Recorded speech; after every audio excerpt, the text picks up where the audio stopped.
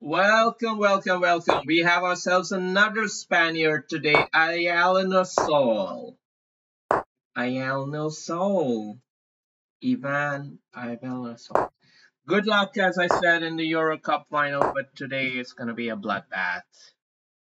We already took out one Spaniard earlier today, and now maybe we're going to have the second one. But it's not going to be easy because we're playing the Nimzo Indian Defense Hübner Rubinstein variation. A good variation for black typically, but all of those concepts are just concepts at the end of the day. You have to know how to play the game for any so-called uh, opening advantage to really matter. It's all about knowing your middle game plans. It's not about the stats on which opening is good and which opening is bad. It's more about how do you play the middle game of a given opening.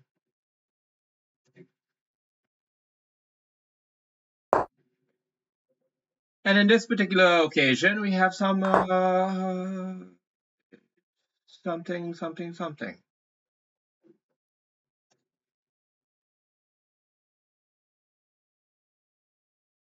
I don't know what to do with this bishop. I don't know what to do with this bishop, and I don't know how to castle, and I don't know what to do with this knight. That's my situation right now. Okay? You happy? Yeah.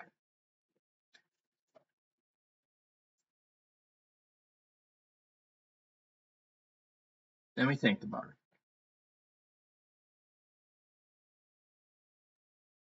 I think I will go with the queen here. Trying to defend the pawn laterally. And then possibly see about getting the knight here. I'm not worried about this because I can take it. Rook is loose. We're exploiting some part of his own position, although this seems off. It's off. He can take it, and then win a pawn, right? Shit. I misplayed it. Okay, we're only a pawn down. It's not the end of the world. It's not the end of the world, and let's take it on our terms, so to speak.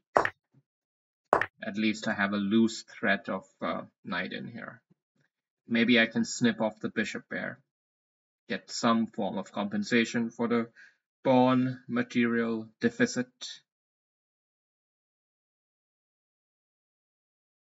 Maybe he'll make a blunder and do something like this. Allow me to capture here, capture there. Right. We'll This is a slightly weak square, a lot of possibilities for him.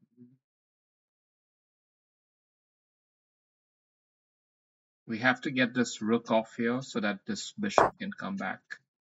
Okay, this is a needed move here.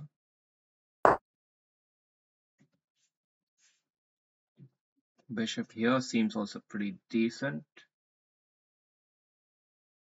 but it's just temporary attacking.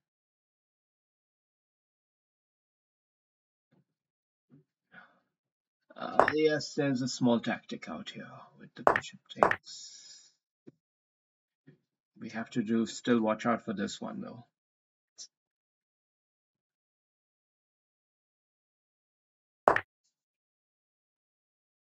Oh, that's also a decent option.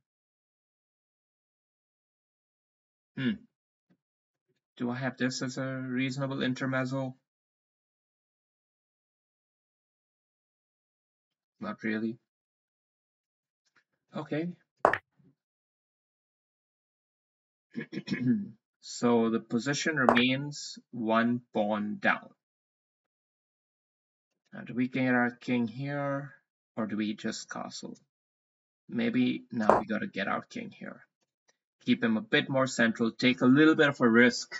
I'm taking a bit of a king safety risk because I'm a pawn down and I can't just play it safe and wait till the end. Or I could, but this is how I'm deciding to try it. gonna try to create some pressure on this guy. Don't think these moves are the correct idea for him. He should figure out his plan, really. Like, what's his plan? Of course, he's keeping his position solid, and that's fine, but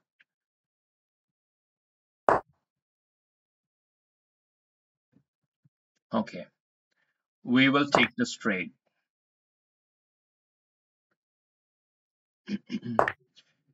Do I have a trick here?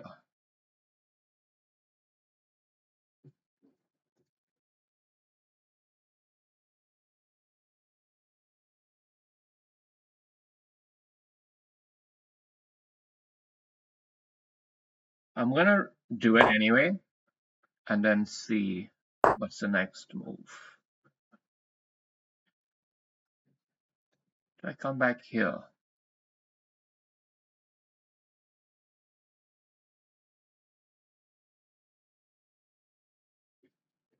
Maybe we'll just try to hold the draw. Take one pair of rooks off, and then keep it solid.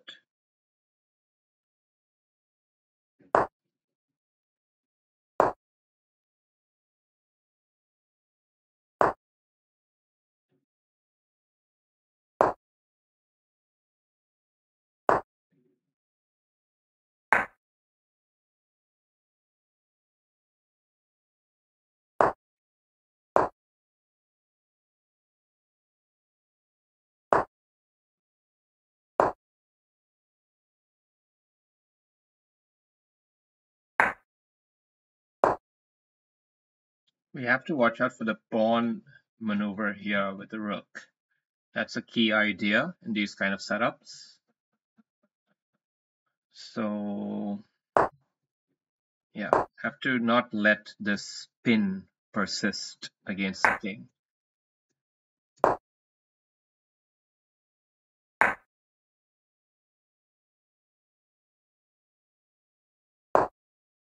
I should have probably moved the rook here when I had a chance to avoid him from to just come here like that. But at the same time, it doesn't matter, because if he does come here, I will go there, and he can't just come up because rook will take this one and check him. So we're gonna definitely fight for this draw, and we should always fight for the draw. Let's make him make a decision. Where do you want to move that king? Because this pawn's not going to be easy to hold. I mean, it's not going to be hard to hold either if he just moves his pawn up. But how's he going to capture with the king? No, he can't.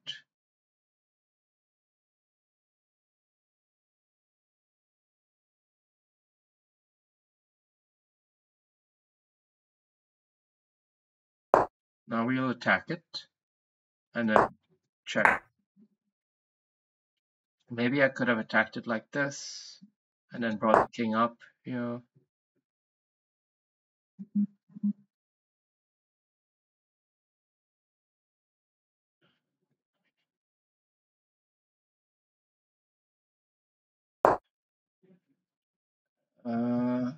I think I need to keep a bit more intensity on the thing. I could move up the king and allow the rooks to get traded off, but I'm very worried about an outlier pawn slipping through and making a queen here eventually. So I'm more concerned with just keeping direct intensity on the pawn. Yeah, it's a draw. Good game, but hopefully instructive on how to draw the losing side of a game. One pawn down, but rook end games are drawish, but you have to know the technique. It's not always easy to figure the technique out. Let's have a look at the game quickly. Nimzo Indian position. I think this rook move was probably not great. There must have been better possibilities. Maybe even just capturing and then bishop here or something like that.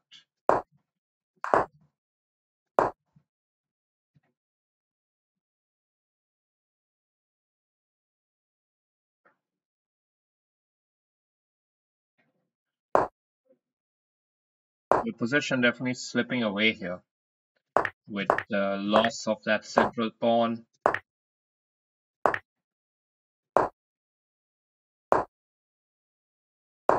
But it's far from lost.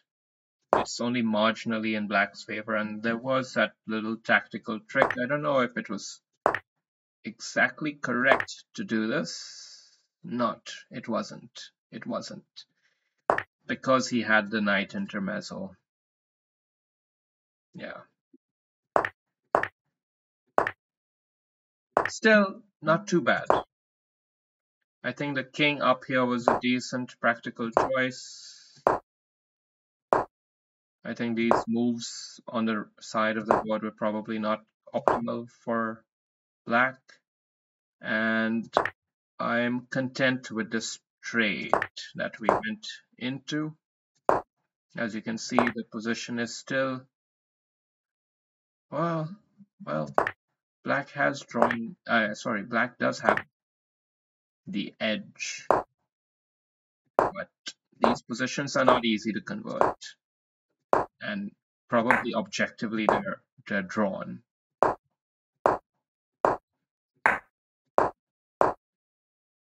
Key idea is to make sure your king doesn't get saggy schwacked into a corner over there.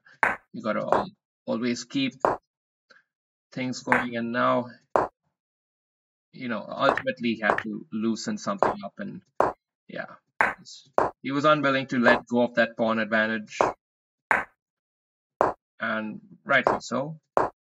Therefore it was a draw, but he should have probably converted it into something else if he wanted to still try. Yeah. Anyway, good game.